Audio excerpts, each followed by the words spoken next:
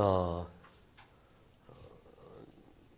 네, 제가 무슨 설교할지를 이제 다 감 잡으셨죠? 예. 지금 아이들 설교가 오늘 제가 여러분이 기억했던 설교의 요점입니다. 그런데 이 설교를 다시 또 제가 상당히 길게 하지요? 여러분이 집에서 아이들의 부모는 아이들과 오늘 배운 내용을 잘 새기고 대화 속에 나누고 그러셔야 합니다. 아무쪼록 그리스도의 은혜와 평강이 여러분에게 충만할 수 있기를 축복합니다. 예수님 당시의 유대인들은 유별난 고집이 있었던 것이에요. 하나님이 주신 이 계명을 잘 지켜야 한다. 그런 고집이 있었어요. 자, 그런 고집은 좋은 겁니까? 나쁜 겁니까? 좋은 거죠. 좋은 거죠. 그런데 그 좋은 경건한 열심이 그들에게 도움을 주기보다는 그들의 영혼을 파멸시키는 해악을 끼치게 되었어요. 정말로 엉뚱해진 것이죠. 부지런히 뛰어가는 것은 좋지만 목표가 딴 데가 돼버리면 그 뛰어감이 아무 소용없는 것처럼 유대인들이 하나님 앞에서 종교적인 열심은 있었는데 그 열심은 정말 중요한 것이에요. 열심히 하지 아니하면, 부지런하지 아니하면, 진지하지 아니하면 모든 신앙생활은 헛것이 되니까. 열심히 해서 너무 좋았는데 열심히 하고 있다는 사실로 그냥 취해가지고 자신들이 무엇의 열심인지를 그냥 속은 거예요. 유대인들은 자신들이 선민이다라는 생각을 했어요. 하나님의 자녀로 특별히 부르심을 받았다는 생각을 하신 것이죠. 그러니까 우리가 하나님의 백성이야 이런 자부심을 가졌어요. 이거 좋은 거예요, 나쁜 거예요? 좋은 일이죠. 하나님께서 우리를 뽑으셨어, 뽑아내셨어. 그래서 우리는 하나님의 자녀가 됐다. 근데 우리가 수가 많아서 된 것도 아니고 우리가 강해서 된 것도 아니고 오직 하나님의 사랑으로 우리가 하나님의 백성이 됐어. 이런 긍지를 갖고 이런 행복을 고백했어요. 좋은 거예요, 나쁜 거예요? 좋은 거죠. 이거 굉장히 좋은데 근데 그 사람들 그 생각 이어서 한 거예요. 그런데 이렇게 하나님의 자녀가 되었으니 우리가 어떻게 하나님 자녀로 끝까지 살다가 하나님 앞에서 심판받을 때 구원을 받을까? 이 질문 앞에서 생각이 조금 이상해졌어요. 어떻게 생각했냐면 우리가 이 땅에서 하나님의 은혜로 하나님의 백성으로 산다. 근데 우리가 하나님의 은혜로 하나님의 백성이 되었음에 하나님이 우리에게 주신 것이 있으니 율법이 있다. 그러니 이 율법을 잘 지키면 훗날 죽어서 하나님의 심판대 앞에서 구원을 받을 것이고 그렇지 못하면 하나님의 언약 백성으로서의 모든 특권을 다 잃어버린 채 심판을 받는다. 이렇게 생각했어요. 그러니까 그들의 구원이 어떻습니까? 구원이 하나님의 은혜로 하나님 백성 됐다는 사실로 보장이 됩니까? 안 됩니까? 안 됩니다. 은혜로 하나님 자녀 됐다는 사실로 인해서 기뻐하고 그래서 우리에게는 율법이 있다는 사실로 기뻐하고 따라서 율법을 잘 지켜야 한다는 생각은 기뻐하지만 그러나 결국에 하나님 심판대 앞에 서게 되면 그 계명을 어떻게 잘 지켰냐로 하나님의 백성의 지위가 유지되어지고 인정이 되어진다고 생각을 한 것이에요. 따라서 계명을 잘 지키는 이스라엘 백성 가운데 유대인들 가운데 계명을 잘 지킨다는 사람들은 구원을 확신할 수 있었지만 그렇지 못한 사람들은 하나님의 자녀가 됐다라고 웃을 때도 아닌 게 되어버리는 일로 나뉘어지게 되어집니다. 그런데 여러분 생각은 어때요? 유대인들도 어떻습니까? 자신들이 하나님의 계명을 잘 지키기 위해서 어떻게 하면 잘 지키는가 이런 열심히 있는 고민을 하지 않겠어요? 그래서 10가지 계명을 무려 몇 가지로 나눠요? 613개. 아까 아이들 선교 때 613개 말하는 기억이 나요? 숫자가? 한 번 들은 숫자가 다 기억이 나세요? 613개의 계명으로 그걸 다 쪼갠 거예요. 여러분 왜 하필은 613개일까요? 저 같으면 1000개 아니면 500개 이렇게 딱 알맞게 쪼개서 이렇게 이해하기도 쉽게 할 텐데 왜 하필 613개로 나눴을까요? 그거는 이렇게 나누다 보니까 나눠진 결과를 모아보니까 613개 이렇게 생각이 되겠죠. 근데 아니고 의도적이었어요. 613개로 십계명을 분해할 수 있다. 왜냐하면 613개의 십계명의 명령을 주신 하나님의 말씀에 철자를 다 세보면 613개이기 때문이에요. 613개의 철자로 이루어진 십계명은 따라서 몇 개로 분해되어져서 우리에게 명령으로 해설되어야 될까요? 613개. 그래 하나님의 말씀을 정확히 지키는 것이죠. 그 613개 중에서 해야 할 게 많겠어요? 하지 말라 하는 게 많겠어요? 하지 말라가 왜 더 많다고 생각하세요, 여러분? 그만큼 우리가 하나님의 말씀을 더욱더 못되게 안 들으니까. 그래서 그랬는지 613개 가운데서 하지 말라 계명은 무려 365개. 매일매일 하지 말라가 하나씩 있다고 생각하면 돼요. 1년에 365일이니까. 그러면 613 빼기 365 하면 뭐가 나올까요? 계산을 빨리 해보세요. 어렵죠? 361, 613개 빼기 365. 몇 개일까요? 248개. 아, 그렇죠. 외우기도 쉬워요. 248. 248, 365. 이렇게 외우기 쉽죠? 248개는 해야 할 것을 구별해내고 365개는 하지 말아야 할 것을 구별했어요. 자, 그런데 613개의 계명을 다 외우는 것도 쉬워요, 어려워요?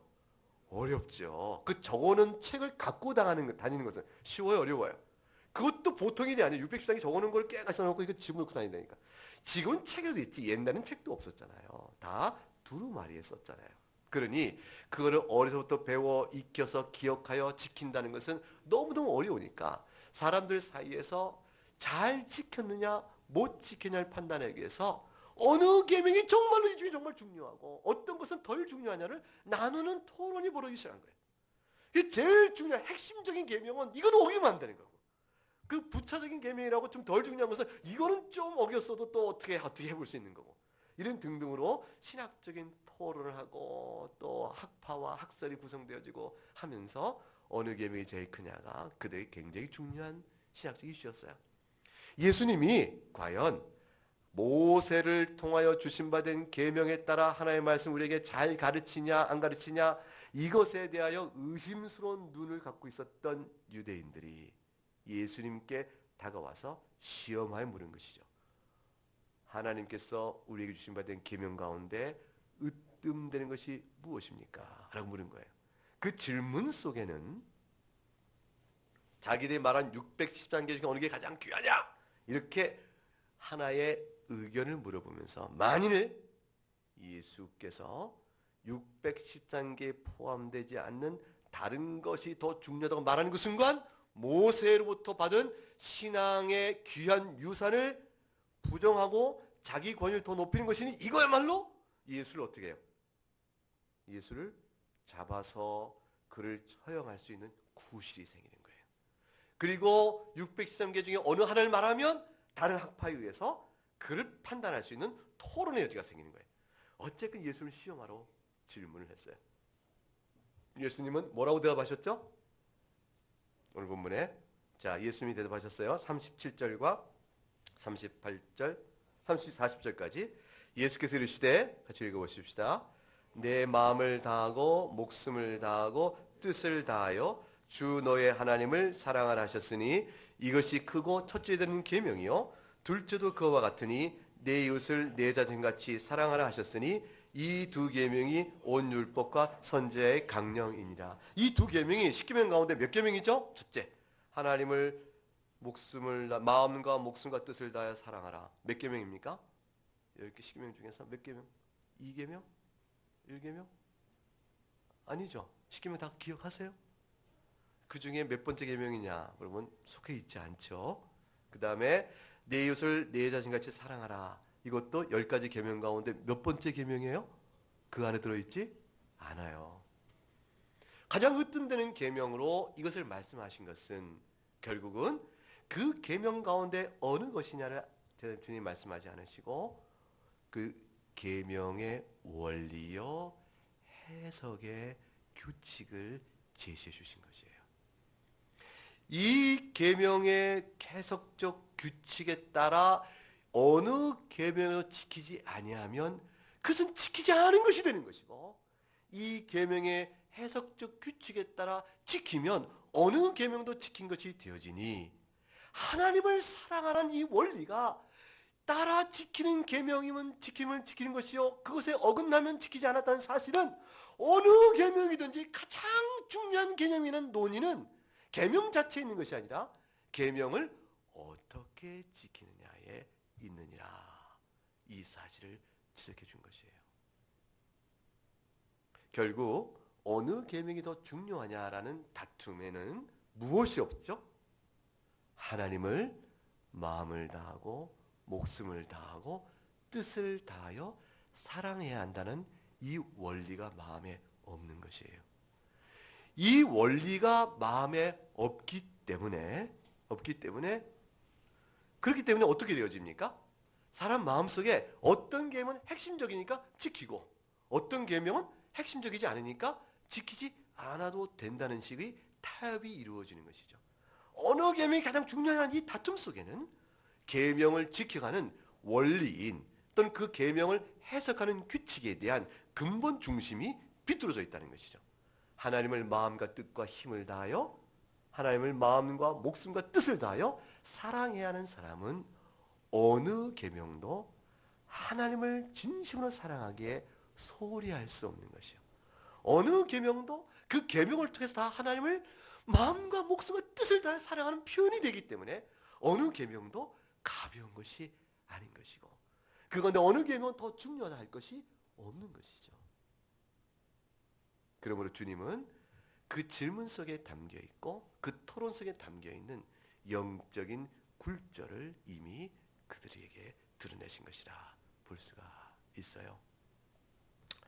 자, 그래서 이와 같은 주님의 말씀은 십계명을 우리가 어떻게 읽어야 될 것인지, 그 십계명이 우리에게 앞으로 한 계명 한 계명 해설을 해나갈 때 그 계명들에 대한 해석적인 원리, 이해의 올바른 규칙은 무엇인지 이것을 깨달아야 될 중요한 큰 방향을 정해주셨다, 이렇게 말씀할 수 있습니다. 그래서 여러분 주보 내면을 볼까요? 주보 안쪽을 보게 되어지면, 요 주보를 하나 더 주세요. 주보 여기 있어요? 주보 안쪽을 보세요.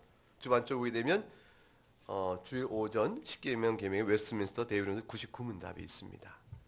이걸 통해서 신앙 십계명에 대한 해석의 올바른 규칙이 무엇인지를 한번 살펴보도록 하겠습니다. 질문 99를 같이 읽어볼까요?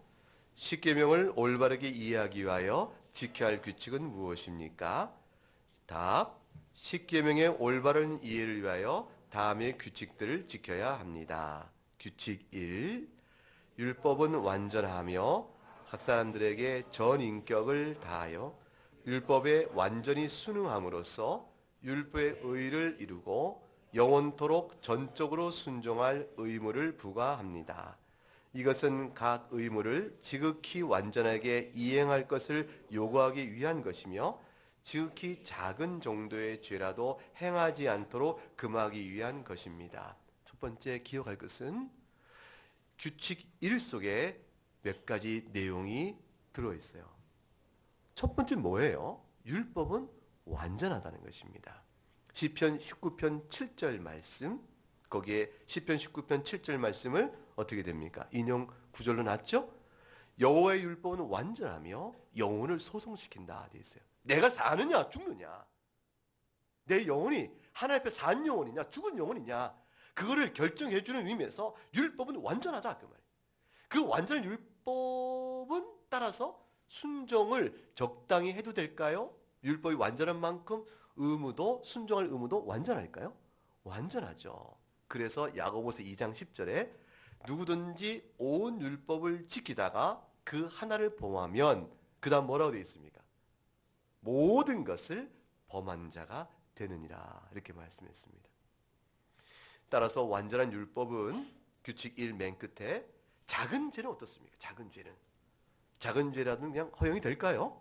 아니죠. 지극히 작은 죄라도, 아무리 작은 정도의 죄라도 율법은 그것을 금지합니다. 그래서 실제로 예수님께서 살인하지 말라라는 죄를 금하시면서 마태복음 5장에 가게 되면 동시에 형제에게 노하는 것도, 그렇죠? 형제를 바보 같은 놈 하고 헐뜯고 저주하고 멸시하는 것도, 미련한 놈 이러는 것도 결국은 뭐다? 살인죄와 같은 것이라 라고 주께서 우리에게 교훈해 주시는 겁니다.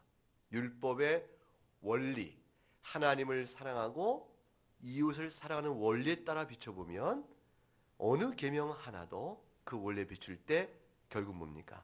그와 같이 작은 죄도 금하고 있다는 사실을 알 수가 있는 것이죠. 규칙 2 같이 읽어보겠습니다. 율법은 영적입니다. 그러므로 율법의 영향력은 깨달음, 의지, 애착심, 그리고 영혼의 다른 모든 능력들에게 닿습니다. 뿐만 아니라 말과 행위와 행동들에게도 미칩니다. 이렇게 되어 있죠.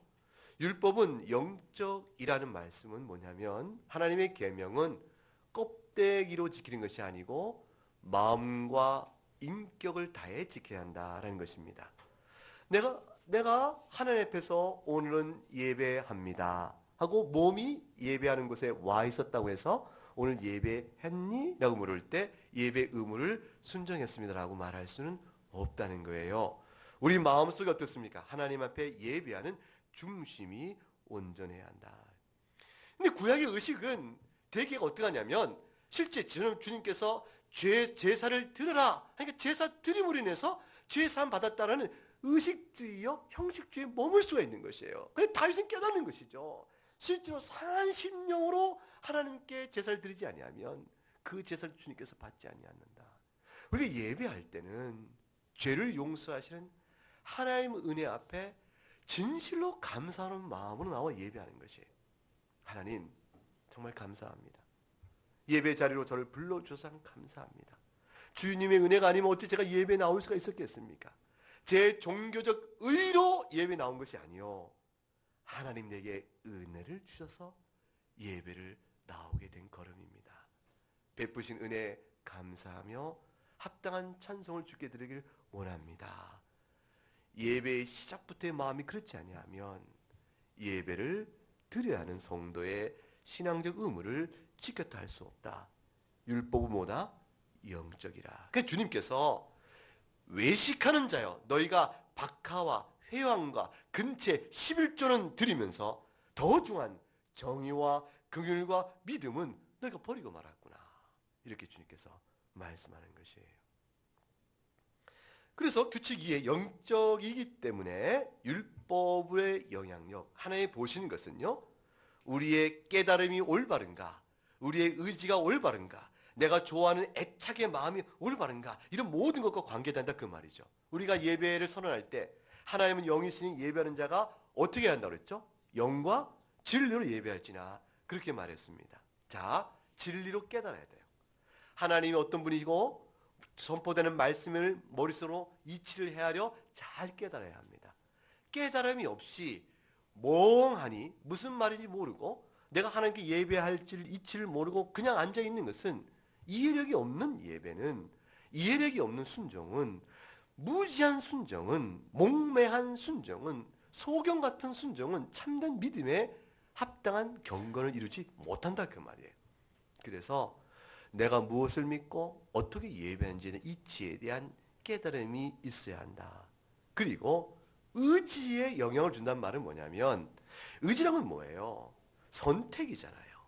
하나님께 나아갑니다 라는 자기 중심 안에서의 하나님을 향한 의지의 선택이 있어야 돼요. 그리고 애착식이 뭐냐면 그걸 기뻐하는 것이, 즐거워할 것이냐 미워할 것이냐, 싫어할 것이냐 달게 받을 것이냐, 그런 마음이 있는데 하나님께 합당한 계명의 순종은 즐거움으로 받는 것이에요. 그런 것이어야 된다. 그래서 마음과 뜻과 힘을 다하고 목숨을 다해야 한다라고 말씀하는 것이요, 따라서 즐거운 마음을 한다는 말씀을 꼭 얘기하는 것이에요. 하나님께 나오는 계명의 순종은 영적이어야 한다는 것은 껍데기 형식이 아니요, 우리의 깨닫고 내 의지로 선택하며 내 마음의 애착을 가지고 하는 것이니, 따라서 자원하는 마음으로 즐거운 마음으로 해야 하는 것이니라 라는 것입니다. 자, 어때요? 안 하는 것보단 낫지 않냐라는 것이 있죠. 어떻습니까? 하나님께 그래도 계명을 내가 하나님을 사랑하는 마음이 전혀 없어도 정말 싫다.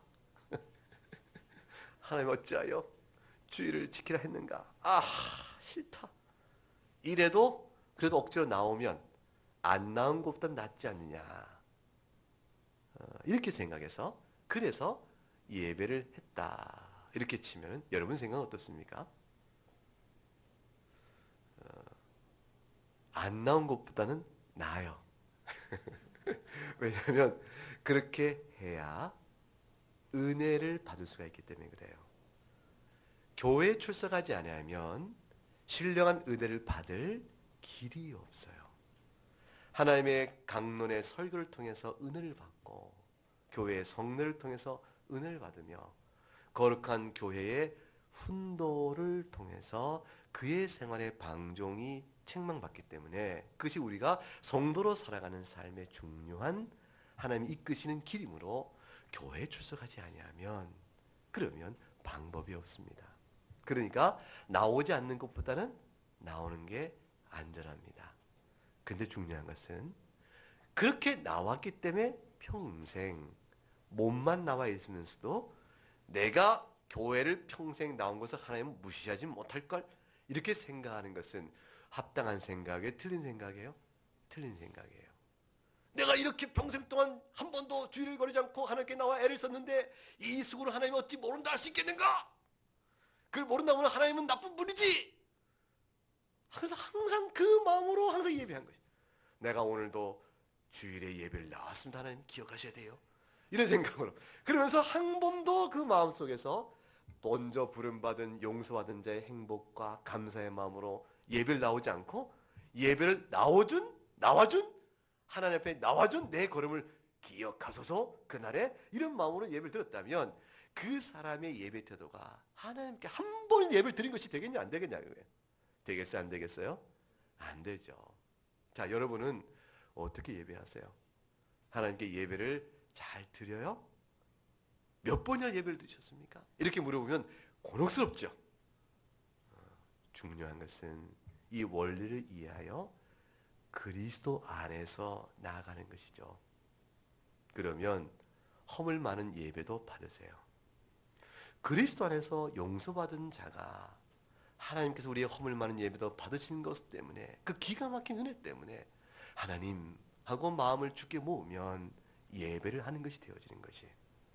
애초부터 하나님과 관심이 없고 마음을 닫힌 채 그냥 와 있으면서 와준 내 걸음을 인정하시오 라고 말하면 하나님과는 거리가 멀게 되는 것이죠. 뭘 착각하고 있는 것일까요? 예배가 하나님이 나오는 계명이 영적이라는 것을 깨닫지 못하고 계명의 순종을 헤아리고 있기 때문에 그런 것이라 볼 수 있어요. 규칙 3 읽어보겠습니다. 율법은 하나의 동일한 내용을 다양한 측면에서 여러 계명들을 통하여 요구하나 금지합니다. 따라서 하나님의 계명은 어느 하나를 지켰다고 해서 다른 하나를 범한 사람이 그래서 이거는 지켰고 저건 범했으니 내가 절반을 했다 이렇게 말할 수가 결코 없는 것이에요. 어느 한 계명은 그 계명을 불순종하는 그 계명을 불순종하는 죄성 자체가 문제가 될 때 그 죄성은 다른 계명도 지키지 못한 자로 만들어 버리거든요.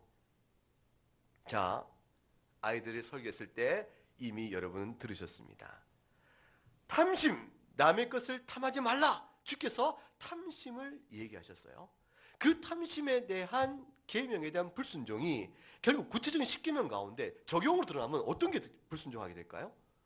자, 남의 소유를 탐했다. 10번째 계명을 내가 범했다 쳐보십시다. 이런 계명을 범한 사람의 죄는 남의 소유를 탐했다는 행동의 규칙적인 위반 그것이 그친 것이 아니고 주님께서 정말로 10번째 계명으로 징계하시는 내면은 뭐겠어요? 어찌하여 남의 것을 탐했느냐. 그 탐심의 작용은 결국은 모든 계명의 범죄 형태로 드러납니다. 첫 번째 계명도 하나님께서 범한 자가 되어지죠. 내가 원하는 바가 있으니 하나님을 부정하고 내가 원하는 바를 나의 절대 목표로 섬겨가면 그게 신이 되어버리는 것이죠. 음란과 부정과 사욕과 악한 정욕과 탐심이니 탐심은 우상 숭배므로 땅에 있는 지체를 죽이라 했어요. 결국 탐심의 격동으로 나타난 모든 것들은 결과적으로 우상 숭배라 되어 있습니다. 도둑질하는 것도 탐심에서 비롯된 죄요. 거짓 증 것도 탐심에서 나오는 죄입니다. 이스라엘 백성이 아모스에 보게 되면 거짓 저울로 다른 사람을 속이고 팝니다. 옛날에 쌀집이 돈을 많이 번다. 그럴 때 쌀이란 건 누구나 필요한 거니까 쌀집이 돈을 많이 번다고 난 이해가 그렇게 됐어요. 그런데 나중에 커서 보니까 쌀을 누구나 다 필요로 하기 때문에 장사가 잘 돼서 돈을 번다는 거 외에 더 부자가 된다는 다른 비결이 있다는 거예요. 뭐니까 대박 안에 이렇게 밑을 하나를 더 깔아 놓는다. 그 밖에서 보면 한 대박인데 실제는 대박이 부정한 게 되어지죠. 그런 것도 있다는 거고 제가 크면서 세상은 왜 그럴까 이런 생각했었어요. 부자 되는 이유가 거기 있으면 되겠어요, 안 되겠어요? 안 되죠, 안 되죠. 이스라엘 백성이 그랬습니다. 하나님께서 너희가 도둑질한다 그랬어요. 자, 안식일을 지키는데 이스라엘 백성이 이렇게 생각해요. 언제 이 안식이 지나갈고 내가 빨리 장사에 돈을 벌어야 하는데 안식일이 너무 긴 거예요. 안식일은 장사를 지내기 위해서 준비하는 기간. 근데 이 준비가 너무 기니까 장사하기에 너무 마음이 급해서 지치는 거예요. 그들이 안식일을 제대로 지켰느냐? 너희가 내 백성이 아니라. 주께서 아모스 선지를 통해서 이스라엘 백성을 책망했죠. 결국은 모든 계명을 불순종하는 원리 속에 탐심이 작용하죠. 그러니까 로마서 7장의 사도 바울이 내가 계명이 없었으면 탐하지 말라가 죄인 줄 몰랐을 텐데 이 계명 때문에 남의 것을 탐하지 말라가 죄인 줄 알았다고 말한 그 사도 바울의 탐심을 드러낸 것은 사실 모든 계명 다 말한 것과 같아요.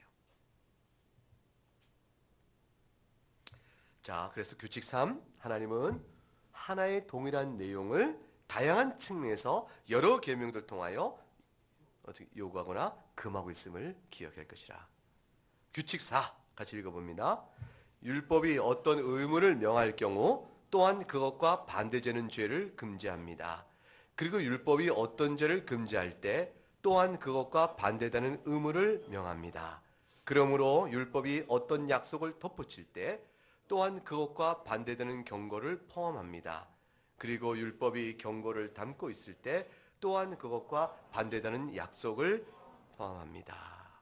자, 하나님께서 안식일을 거룩히 지켜라 했을 때는 그 거룩히 지킴에 대해서 반대되는 것도 금하고 있음을 기억해야 되는 것이에요.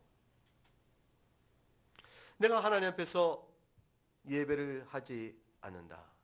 하나님께서 안식일을 거룩히 지켜라 했으니까 예배하는 건 죄다. 좋아, 내가 그건 알겠다. 그런데 내가 그 시간에 예배하지 않고 다른 일을 돈을 벌어서 돈벌이 몰두를 했어요. 그때 돈을 버는 게 죄인가? 그 자체는 죄가 아니지 않는가? 이렇게 생각을 할 때 하나님은 돈을 버는 행위 자체가 안식일을 하나님께 예배하지 않은 죄, 예배 자체를 드리지 않은 죄에 더하여 그 예배를 드리지 않음으로 한 행동 자체도 죄로 물으신다고 해요. 죄가 가중이 되는 것이에요. 그러니까 나는 그날에 짓지 않은 죄는 그저 뭐예요? 예배를 드리지 않은 죄만 있을 뿐, 그 예배 드리지 않고 한 행동 자체는 나쁜 일을 안 했으니까 그건 죄가 아니야. 이렇게 물을 수가 없는 것이라 그 말이죠. 하나님의 해라 하는 것을 하지 않았을 때 하지 않음으로 행한 그것도 죄가 되어서 죄가 가중이 되어진다. 하나님을 섬기라 했는데 하나님을 섬기지 말라 하는 명령은 반대 명령 금하는 것이에요. 마귀를 섬기지 말라 하시는 것이에요. 하나님과 재물을 함께 섬기냐 그랬어요. 하나님을 섬기는 것과 재물로 대표되는 자기의 욕심을 섬기는 것과는 대조가 되어지는 것, 선택적이 되어지는 것이에요. 하나님이 그래서 질투하는 하나님이라. 참, 이 질투한다는 말이 우리 개인 인격에 붙여도 우리는 정말 받기 어려운 말이잖아요. 사람이 어찌 투기를 하느냐 그러면 그 좋은 말이 나쁜 말이에요. 별로 안 좋지 않습니까? 근데 하나님 스스로 내가 질투하는 하나님이라고 자기 성격을 속성상 부여하세요. 그만큼 절대적 가치요, 절대 목적으로서 하나님을 선언하시는 것이죠. 그러므로 하나님을 섬기라. 하나님의 명령은 하지 말라는 것에 대해서 그것도 죄를 묻는 엄숙한 말씀을 더합니다. 이와 같은 일은 반대 논리도 마찬가지인 것이에요. 하나님이 하지 말라 했던 것은 행해야 될 것을 항상 더하는 것이에요. 살인하지 말라. 너 살인 안 했지 않냐? 그걸 끝난 것이 아니고 동시에 뭐죠? 사랑하라. 원수를 사랑하고 원수를 하여 미워하지 말고 형제에 화목해라. 이 명령을 순종해야 살인하지 말라는 계명을 이룬 것임을 따라온다는 사실을 말씀하는 것이에요. 도둑질하지 말라. 에베소 4장 28절. 도둑질한 자가 다시 도둑질하지 말고 돌이켜 가난한 자에게 구제할 수 있도록 자기 손으로 수고하여 선한 일을 하라 그러셨어요. 도둑질하지 말라. 그걸 끝난 것이 아니고 도둑질하지 말라 했으니 내가 이제는 어때요? 선한 일을 도모하여 구제도 행하라. 이런 말씀의 뜻을 행함으로 그 계명을 지키는 것이 되어진다는 뜻을 포함합니다. 부모를 공경하라. 그리하면 네 생명이 길리라. 약속을 주셨어요? 그러면 공경치 않으면 어떤 약속의 반대 이 내용이 이루어진다는 사실을 덧붙입니다. 계명에서는 네 부모를 공경하라. 그리하면 네 하나님 여호와가 내게 준 땅에 네 생명이 길리라. 그 약속만 주어졌지만 그것은 가로 열고 닫고 부모를 공경치 아니하면 하나님이 너를 미워하신다는 뜻도 포함된다는 사실을 기억해야 한다는 것입니다. 율법이 반대로 경고를 달고 있어요. 네가 이것을 불순종하면 하나님 이름을 망령되게 일컬으면 망령되게 부르는 자를 죄 없다 하지 않을 것이라. 이렇게 주께서 하신 내용은 망령되게 큰 자에게 벌 주실 것만 약속한 것이 아니고 하나님의 이름을 경외하며 존귀 여기는 자에게는 하나님께서 나의 성산, 나의 거룩한 날에 들어오는 자로서의 지극한 행복을 베푸신다는 약속도 함께 들어있는 것이에요. 시편 15편이 그것을 얘기해요. 한번 열어볼까요? 시편 15편 그것만 찾아 읽고 마무리하겠습니다. 시편 15편의 말씀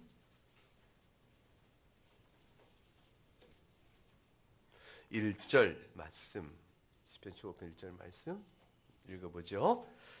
주 여호와여 주의 장막에 머무를 자 누구오며 주의 성산에 사는 자 누구오니까. 4절 5절 그의 눈은 망령된 자를 멸시하며 여호와를 두려워하는 자를 존대하며 그 마음에 소원한 것은 해로울지라도 변하지 아니하며 이자를 받으려고 돈을 꾸어주지 아니하며 뇌물을 받고 무죄한 자를 해하지 아니하는 자이니 이런 일을 행하는 자는 영원히 흔들리지 아니하리이다. 누가 여호와의 장막, 성산, 임마누엘의 복을 누리게 되어집니까? 4절 그의 눈은 망령된 자를 멸시한다. 하나님 앞에 망령된 자예요. 여호와를 두려워하는 자, 경외하는 자를 존대한다. 라는 관계 안에서 하나님께 주신 바 된 3계명, 여호와의 이름을 망령되게 일컫는 자를 죄 없다 하지 아니한 말씀에 반대적 약속이 주어져요. 하나님을 존귀 여기는 자에게 나의 성산에 이르게 할 것이니라. 그러므로 하나님의 계명은 넓고 깊게 해석해야 됩니다. 하나님의 계명은 임의로 좁게 해석해서 요것만 하면 돼 라는 식으로 해서 그걸 나 지켰어, 난 그거 안 했으니까 됐어 라는 식으로 말할 수 있는 것이 아니라 그 말이에요. 왜 그래요? 근본적으로 원리가 그렇기 때문에 그래요. 하나님을 네가 사랑하느냐, 마음을 다하고 목숨을 다하고 뜻을 다하여 사랑하느냐.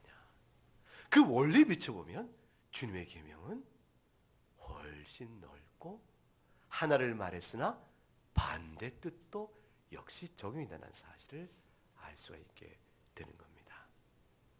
주님께 나 물었습니다. 어느 계명이 제일 크냐? 물었습니다.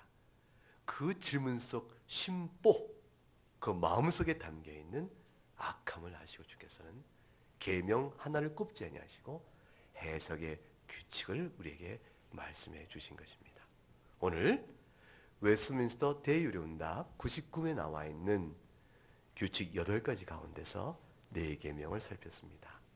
성도 여러분 심령 속에 잘 기억해 두시는 은혜가 있기를 주의 이름으로 축복합니다.